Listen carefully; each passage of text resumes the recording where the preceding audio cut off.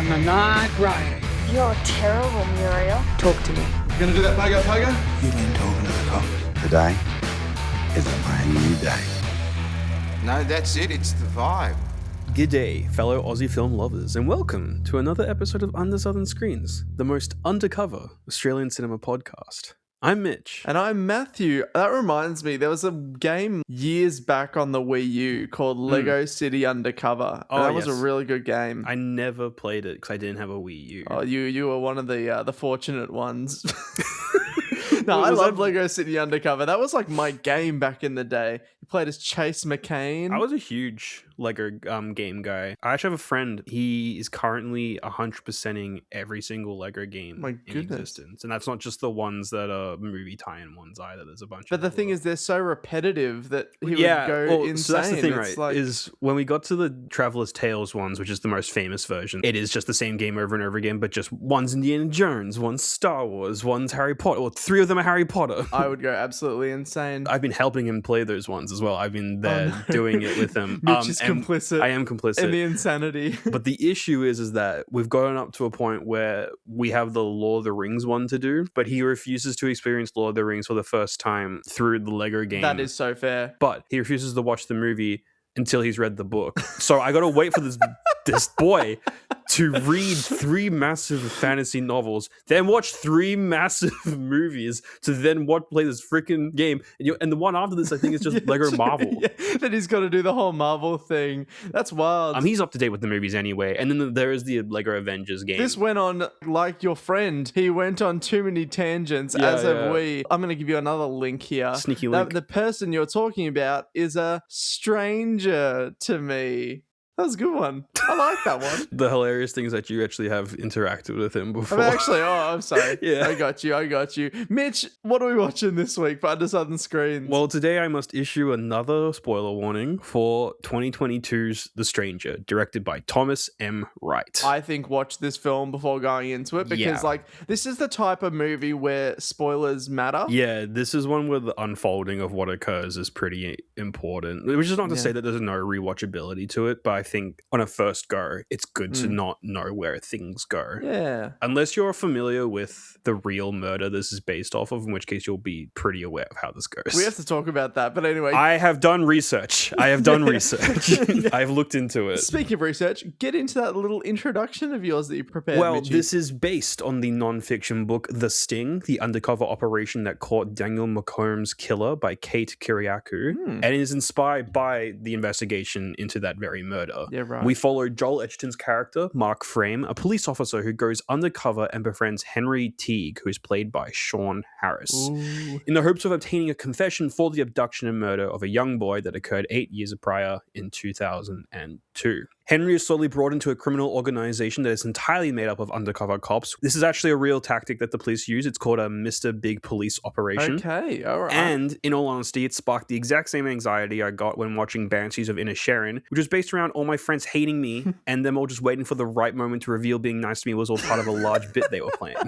That's sadistic. Yeah. That's awful. Yeah, you don't get that? Oh, well, okay, we're going into trauma. Let's not Okay. do this. Henry and Mark grow closer and closer till eventually they manage to get Henry to confess to the crime and he is arrested. However, the psychological damage done to Mark appears to be pretty permanent. The movie premiered at Cannes on 18th of May 2022 and had a limited theatrical Australian release on the 6th of October before streaming worldwide on the 19th through Netflix. It received positive reviews. However, the parents of Daniel Morecambe, the young boy whose death inspired the film, demanded that the filmmaker stop using his name to market the movie and were upset that they continued to do so. Pretty justified, I would say. It's very Dharma, the fact that the victims' families went, please don't make another Dharma TV show. And Legit. They went, I beg your pardon, I'm sorry, I can't hear you over casting Evan Peters. It reminds me of this very, very niche Auntie Donna sketch where it's like riffing those awful Channel 7 drama series where it's like, oh, yes, based on a far too real actual mystery without the express permission of the family. I know exactly the bit you're talking about. Yeah, I mean, like, the movie doesn't remind me of that, but just like the whole fact, because I didn't know this was based on a real life tragedy, like until I finished the movie and looked it up online. And honestly, it did kind of sour my experience to hear that it is pretty verbatim to like the real story. From what I've read, which to be fair, I didn't do a huge deep dive. I just kind of familiarized myself with vague details. The difference is that it happened in 2003 instead of 2002, in the movie. And they changed some names around. And I think there might have been a second person who was slightly involved as well. Yeah, right. Oh, and also it all happened in Queensland, whereas this is set in Western Australia. Yeah, okay. And I don't know where did the murder happen in Queensland though in the movie? I'm not Honestly, sure. I think it's in Victoria because don't they go back to Victoria? They bloody globetrot in this movie. They go all they over Australia the trot country. for sure. They Yeah. Australia trot. But it's all just desert. Makes shooting very easy. Yeah. Which is, to be fair, our country. Yeah. I can't knock it. You can't knock it. It is very samey desert in a lot of this country. Being released so close to the dry as well. Maybe it's set like the tone That's was right. sort When of did the set. dry come out? Yeah, 2020. So okay, so 2 years around earlier. that period. I think they were shooting around the same time. Oh well, this would have come up against COVID. Yeah, this was a COVID movie. Yeah, this is a COVID movie. Yeah, and you can't tell. You honestly cannot tell. It's not like when you watch the third Spider-Man movie and everyone was just shooting in a cupboard and was 5 feet apart from each other. Hey man, it kept the VFX team hard at work. The VFX team that was worked to death and was thrown under the bus for making the movie look garbage, even though they weren't given enough money or enough time to make those effects look good. Cats 2019. Anyway. Cats 2019? Why do we have to bring up Cats 2019? Anyway, this is a very secular movie. It's a very sort of small scale human narrative. And I think the barren atmosphere, landscapes, and also the minimalist cast really does suit this type of insular, microscopic character study of this character. There's almost like only 4 people in this movie that I would consider like in quotation mark important. Like, you know what? Not important. That's the incorrect word because everyone in this actually plays an important role. But there's Joel Edgerton, famous for being Uncle Owen. That's it. In Star Wars. There's Sean Harris. He was in 2 of the 9 or 8 Mission Impossible movies. What character was he again? He's Solomon something. He's the bad guy in 5 and 6. Sure. Okay. Yeah, because you see his face, and he's like Jim Broadbent or someone. You'd see his face, and you it's go like, I know you. Yeah, but I don't. By the way, Sean Harris, British actor.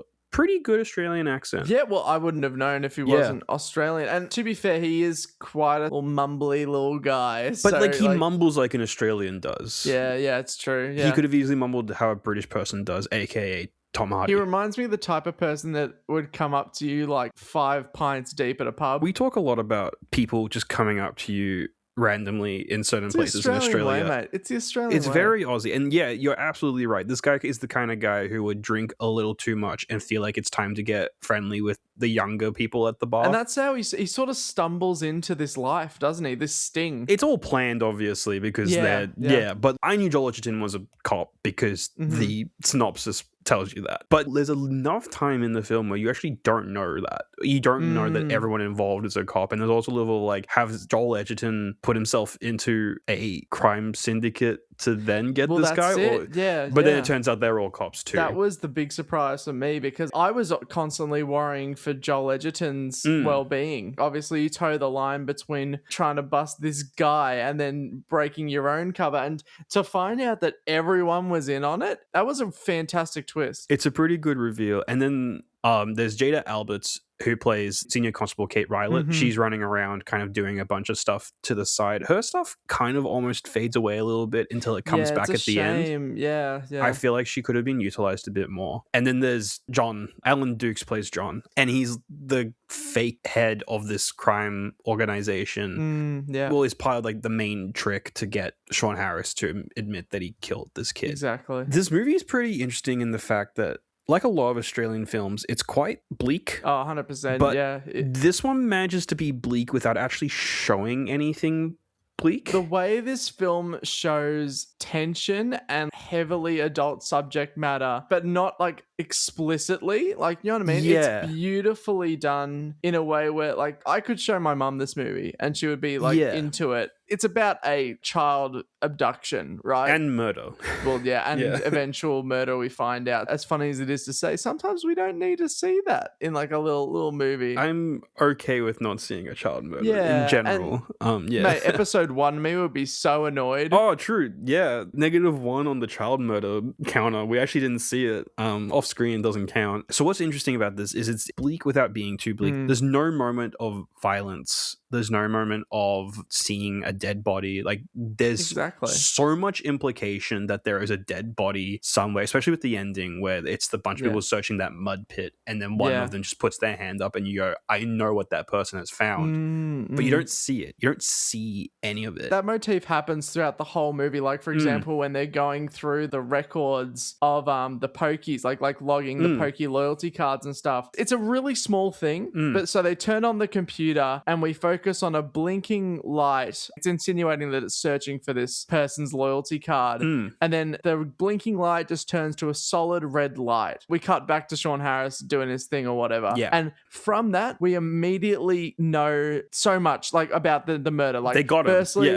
that they got him, the alibi is broken. It's just such a major development, and it's not only done without any dialogue, but it's done in a visual motif. That is filmmaking masterclass, in my opinion. It's fantastic. It's so show don't tell, and yet what it doesn't show and is still telling you is very impressive. It's good filmmaking. You know what I mean? Like, it's just a good movie. It's a good movie. I will say, however, obviously it's a very dark, heavy film. I wish there were more elements of levity, because the moments where there are lighter moments, and there are only like 2 or 3 in the whole movie. Like, I'm gonna be real, I can't even actually think of any of them. elements of Joel Edgerton with his kid as well. Like, they're really sort of sweet human moments, and in a story where it is so sort of clinical and we're getting straight to the point of this mystery, it disconnected with me a little bit. That's all I will say. It is a bit of a bleakness overload at certain points. I will say this, and this is not a dig at the movie. It's not entertaining to watch. It feels like you're reading a case study or you're reading a police report, in my opinion. It's very clinical in the way it represents everything. And it's not a bad thing. I think that's just the movie they set out to make. They did an excellent job. It's just, it is kind of an exhausting watch, though. You got to be switched on for it. You got to be watching it. No phones in your hand. No TikTok Subway Surfers feeds for you can't be Subway surfing for that. No, I pre-gamed all my Subway Surfer footage.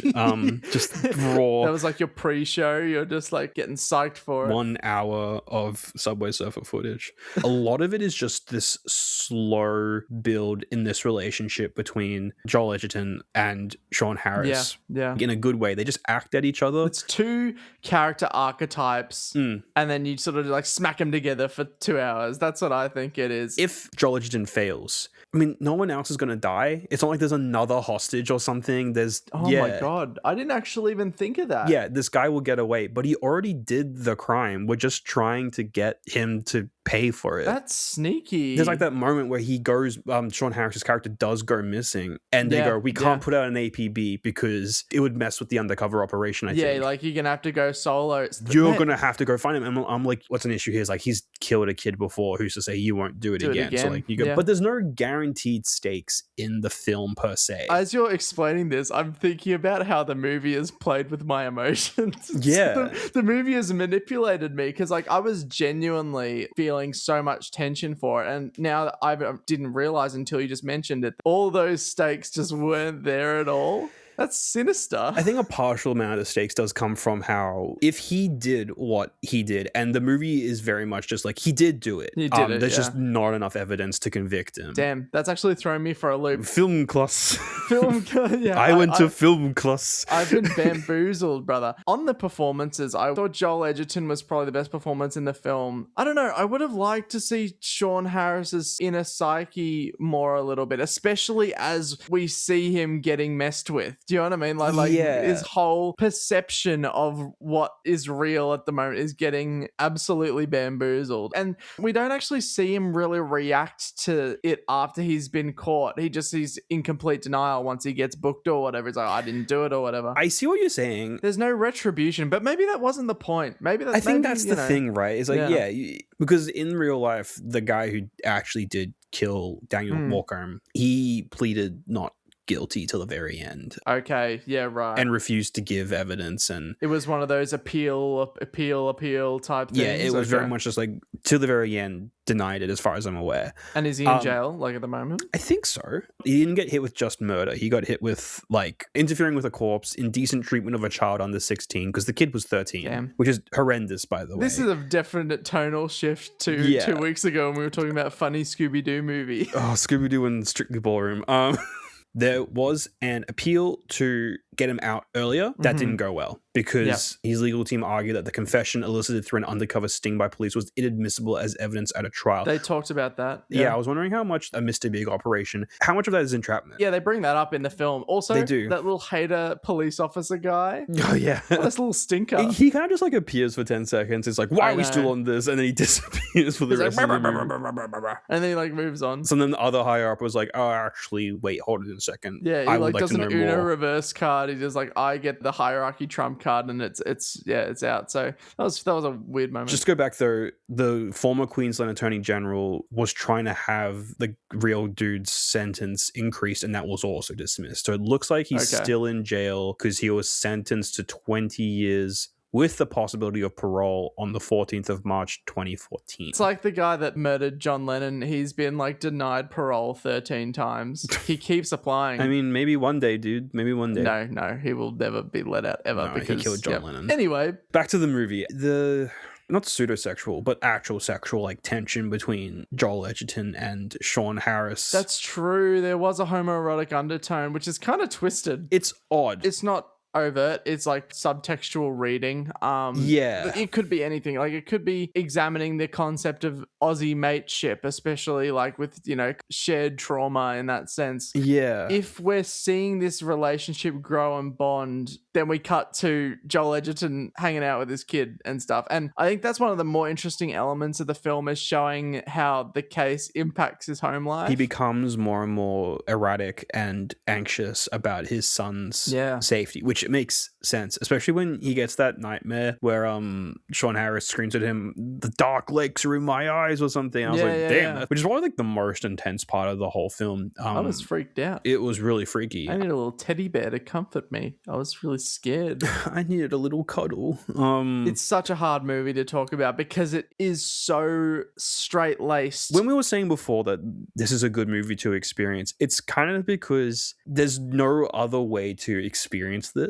There's certain movies where you can just have someone kind of explain the plot to you and you'll not get the same experience, but you'll get why the movie was so good because the plot was so good or the plot was so bad, so on and so forth. Yeah. This is a movie where explaining the plot to you does nothing to represent the movie's actual strengths, because the dread, which is also not a sell, I feel like, saying you're going to feel dread watching this. But it's so good. It's But so it's juicy. good if you like feeling things and you like movies that will make you feel bad. And you want good character drama, and Yes. you want probably the best made film that we've watched so far. I'm not saying it's the best film. I'm saying I like see what you're the saying. most well-made film. Because I think the one for me that I thought was really well made was True History of the Kelly Gang. And it reminds me of that film as well. Definitely the vibe of how this was made. Like it's the vibe, yeah. Apparently we have a type of cinematography that I'm now starting to recognize in our more modern films. I guess so, yeah. You can kind of go like, that's an Australian film. I can tell how they shot that. And I mean, this film like does harken back as well to some old Ozploitation vibes as well, because everyone's really sort of weird and wacky. They reference, and I don't know if this was intentional, but they reference an old Ozploitation movie called Wake in Fright. Which I've actually heard about. Yeah, I've heard about this one. It's a wild movie, but they reference it in that moment when they're like investigating the pub and they like stop for the That's Anzac right. anthem. They stopped for the Anzac Day thing. That was such a weird moment. Yeah, that's a reference to Wake in Fright. Is that what it is? Yeah. At least that's how I read it. Well, I mean, it could be. Because to me, I was watching that and I went, that is such an interesting and odd, because it definitely like dates when they're going there, because it only happens on one day a year. And we know it's 2010 as well. So we know what day and year this occurred. And even the time, because it's always the exact same time. It's just such a curious thing to include. In that moment, we are remembering the sacrifice of the fallen soldiers of World War One for Australian and New Zealand Army Corps. Yeah, lest we forget. Lest we forget. It's interesting that this movie that is so, like, death is this movie's bread and butter. Yeah. And it's interesting that it would include this moment where they stop to honor. Like an honorable kind of death, you know? Dying in war is not honorable, but it has the idea that it is. Like, there's the forward thing that the rich sell to the poor that is honorable to go die in war. Which it is not, just for the record. Which it is not. It is just you dying for a rich person. Not to say that if anyone's serving in the military, you're not doing something great. I am not making a comment on that. I'm just saying there's no honorable way to die. Yes. Basically. Straight facts. I can't believe I just said straight facts to something so existential. Oh my god. I got to keep that in, but damn, I wish I didn't say that. Anyway. I was just going to let it move on, but you have now made a bigger deal about it. Well, this is going to be the social post for this week. Yeah, just like go real. No, we're not doing this. But point is, the juxtaposition between these honorable in quotation mark deaths and the just exceedingly tragic and pointless death. Pointless, tragic, downright barbaric killing of this just, I don't know if the kid in the movie is 13, but based off a 13-year-old's murder who was just going to the shops to get a haircut and a Christmas present. Senseless. That is what happened to Daniel Morecambe, and that is what happens to the child in this movie as well. Mm-hmm. It is just such an interesting juxtaposition, and it is so morbid. Yeah. And very, very Ozploitation, just to bring it back to that original point. I am not ultra familiar with Ozploitation as a genre, but I'm sure as we will definitely be watching some for this. Brother. We'll get there. We might even have months dedicated to it. Who's to say? Ooh, a little teaser there for our little audience. Hello. Hilariously enough, our first dedicated month is not Ozploitation, but but you guys are gonna love it anyway. We've got big plans. Big things coming, guys. But yeah, I 100% agree. Like, the Australianness of this film is so apparent, but also like that's another great thing about this is it's a story that, well, like it feels like the Australianness of it isn't in your face. Do you know what I mean? It's almost just the fact that they shot it in Australia is what makes it Australian. It's a seamless Australian film, which is what I really think it, in some ways, makes it even stronger. You know, there's other movies we've watched that the Australianism has been completely inbuilt into the identity of the film. I'm talking, and this is like not a bad thing either. Like talking about They're a Weird Mob. Talking about They're a Weird Mob, which is a bad movie. Yeah. But I'm talking about also like Strictly Ballroom is an exceedingly Australian. Like you can't make Strictly Ballroom the same way anywhere else. Yeah, I was thinking that as well. I'm talking also like True History and Story of the Kelly Gang. Yeah, inherently Australian. Inherently Australian, about an Australian icon, in quotation mark. This movie, though, the fact that it's set in a desert the way it is, it could be like a True Detective type of situation where it's just in America somewhere, but it's not. It's just it happens to just be in Australia instead, and that's nice. That's just a nice sort of like it's nice to know you can make movies that are just movies that are in Australia instead of being Australian movies. You know what I mean? Exactly. Like, and it still has the nods. It still has like what you need, but it's just seamless and it's legitimate filmmaking. I keep going back to this idea of like this is great filmmaking. It's legitimate. It's well crafted. Good on you, Thomas M. Wright. It's competent and then more so. Yeah. I feel like saying something's competently made is a bit, it sounds dismissive, but I don't actually think it is. If someone said my film was competently made, I'd find that a really high honor, to be honest. I mean, that's because we're amateurs. Damn. I mean, I don't say it in a bad way, but it's just we're still learning. Whereas, like, you know, in this situation, if I was to say movie is competently made, though, it could also almost be construed as me being like, yeah, I mean, like, it's fine. Yeah. But in this case, it's like everything slots into place exactly the way it's meant to. The movie works the way a movie should, where just like the sum of the whole is greater than the parts because all the parts are working together really well to make a brilliant sum. Well said, Mitch. Honestly, I was going down a huge, like, insanely weird, esoteric way to say that, and I realized that there's actually just a normal way to say that that's been invented for years. But you know what? I got it. I understood. Yeah, you get it. You understand. I believe in you, Mitch. Like, it's a heavier movie than some of the other movies we talked about, especially last week. Like, damn. But yeah, it's a great one. It's not amazing for me. I think it's not at the level, like, because I don't know. I like a bit of lightness in my cinema, but that's just up to personal preference. I can't deny that this is an incredibly well-made film that ticks a lot of the boxes for what I would consider an Australian film great. Absolutely. I know that I rated it pretty high when I did rate it. There's a part of me that feels like I did that just because I recognize how well it's made. Game knows game. I don't think I actually enjoyed the movie as high as I rated it, if that makes sense. It's like you're someone looking at a piece of art and nodding. You're like, I nodded at this movie. I nodded at this movie visibly. But there's a level of like, I don't even think this movie is designed to be enjoyed. It doesn't want to be enjoyed. It wants to make you uncomfortable, and it wants to make you think about kind of like the mundane evil in society, because that's pretty much what the movie is about. Is this guy, he seems pretty normal until you get to know him, and then you realize there's just something lurking underneath him, and then you find out he also killed a child, and also like beat up a bunch of other people as well, and he's like heavily in denial for it. Oh yeah, he just does psychologically in denial. He's blocked it from his memory. Yeah. It's something. It's crazy. It's something. It's crazy. But Mitch, what is the most Australian thing about The Stranger 2022 Netflix movie? I think the most Australian thing about The Stranger is having your lie seen through because of someone's love of the pokies. Yes. Get Truman showed because of the pokies. Oh, getting got by the pokes, dude. Because it's in every pub, right? It is indeed in every pub. It's everywhere. You can't escape from it. It will come get you. General courtesy and the pokies. What a great combo. What a great combination. Love to see Australianism shown so well. That's why we do this podcast week to week. It is indeed why we're here. Matthew, ask me where they can find us. Hey, Mitch. Yeah. That's a very smooth segue, mate. Where can our beautiful listeners find more of us? Threads, Instagram, and TikTok. And TikTok at undersouthernscreenspod@gmail.com. What is going on here? We also have the email at undersouthernscreenspod@gmail.com. Next week, we are having a guest on the pod. We are. Who it is, you'll just have to find out. But we can tell you what we're watching, though. Yes. Which is really exciting. We are watching Peter Weir's very first film, The Cars That Ate Paris. What more could you want, mate? That's awesome.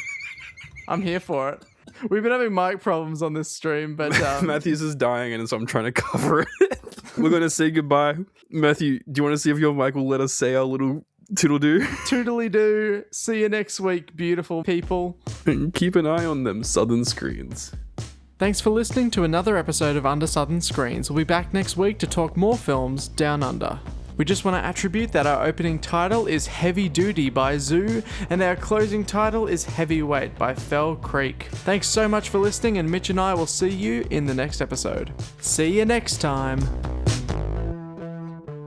Under Southern Screens would like to acknowledge the stolen lands on which this podcast is recorded and produced, and pay tribute to the Wurundjeri and Woiwurrung people of the Kulin Nation and Camaragal people of the Eora Nation. Sovereignty was never ceded, and we pay respect to all Indigenous elders past, present, and emerging. Always was, always will be Aboriginal land.